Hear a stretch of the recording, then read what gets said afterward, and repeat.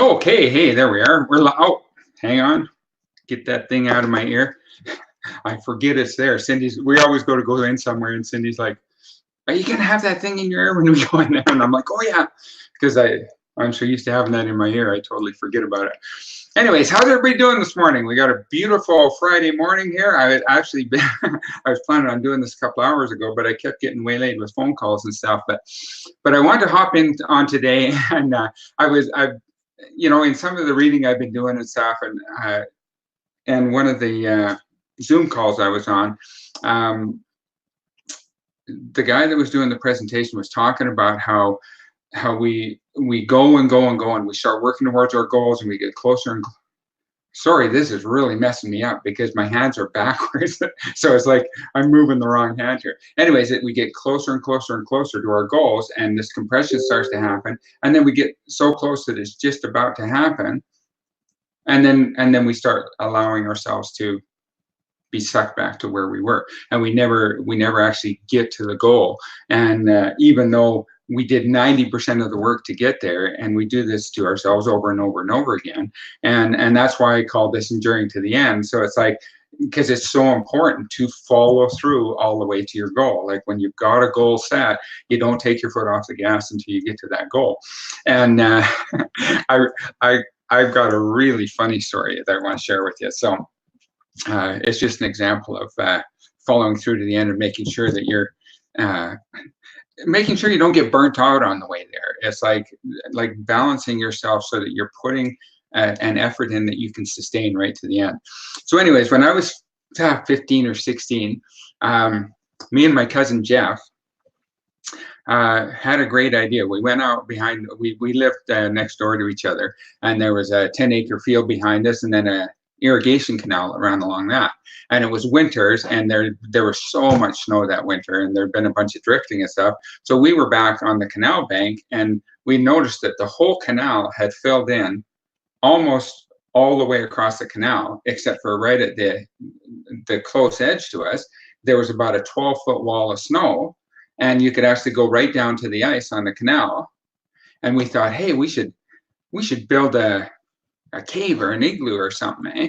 And I can't remember if we were 15 or 16. Anyways, we went and got the shovels, the scoop shovels and regular shovels and stuff, and we started digging this tunnel. And we dug a tunnel, it had to have been 8 to 10 feet long, that we could just crawl through.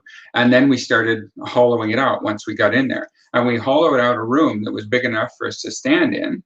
And then we took a 2x2 and poked it up through the snow, and from the top and the bottom until we had a hole poked through. And then we thought, and I mean, this took us all day. We worked hard, and then we thought, this is so cool, eh? Because we could actually build a fire in here, and it would be like an igloo. It'd be nice, and it would ice up, and then it would be nice and warm in there, and we just had visions of how awesome this was going to be. And so we decided, okay, well, let's start a fire in here. And so we went and we had both been through Scouts. We knew how to start fires properly, but because we hadn't saved any energy, we were completely burnt out by this point. We just went and found a couple of there was a 2x6 and 2x4, just chunks of wood that had snow and ice on them. Well, we had a 400-gallon gas tank, so we thought, well, we'll just get a jug of gas, and it doesn't matter if this isn't the best wood, we'll just pile it in there and pour gas on it and light it on fire. Now, we had played with gas enough growing up with this gas tank there that we knew it wasn't a good idea to stand in there. So we poured the gas all over this wood, and then we made a trail of gas on the ice out to the entrance. And then we stood outside and tried lighting it, and it wouldn't light. And so we got down by the entrance, and Jeff had the matches, and so he was trying to light it down by the entrance there, and it wasn't lighting, so he just kept going in further and further until just his boots were sticking out, and all of a sudden the vapor from the gas lit up, and it just went whoosh, when this big flame comes shooting out right past his boots. And I have no idea how he did it, but he somehow came out of that tunnel head first. And it wasn't a big enough tunnel to turn around in, but he did. So he turned around and he come flying out of there head first, and his eyes were about as big as saucers. And and he had red hair and longer red hair. Actually, I'm going to just pause for a second here and share my screen. Let's see. Okay. There we go. And I can't tell if you can see that or not, but these two middle guys in the picture, I hope you can see it. That's me and Jeff, and that's Jeff with his red hair and me with my afro when I was 5 feet tall and 110 pounds. Anyway, that's that. So I wanted to see who you were dealing with here. So anyway, so Jeff comes flying out of there. His eyes are about as big as saucers, and he had a toque on, and his hair was a little bit longer than in that picture. So he, you know, it was kind of curly and stuff sticking out from under his toque. Well, all along the edge of his toque, there was no hair sticking out anymore. It was just this melted mass of burnt hair all the way around, and his eyelashes and eyebrows were gone and stuff, and his face was all red.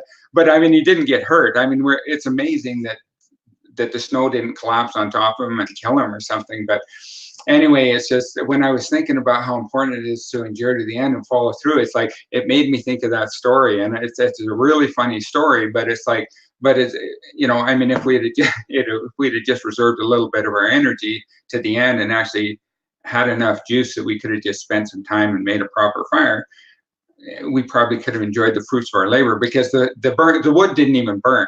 It was just when we went back in there and looked at it after, I mean, the wood wasn't burnt at all. It was just all the fumes that just exploded and went out. But anyway, so we weren't able to achieve our grand goal and stuff.